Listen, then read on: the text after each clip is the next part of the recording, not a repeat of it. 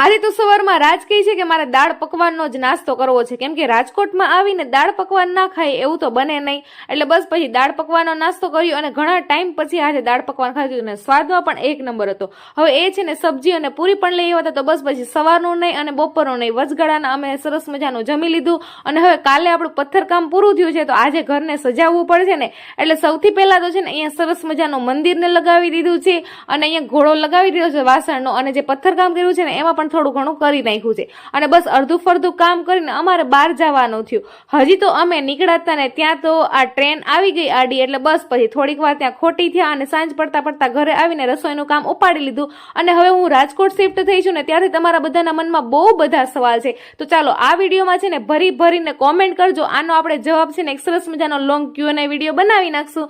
તમારા સવાલ અને અમારા જવાબ, લાઈક શેર સબસ્ક્રાઇબ. બાકી મળશું આવતીકાલે, ત્યાં સુધી બધાને હર હર મહાદેવ.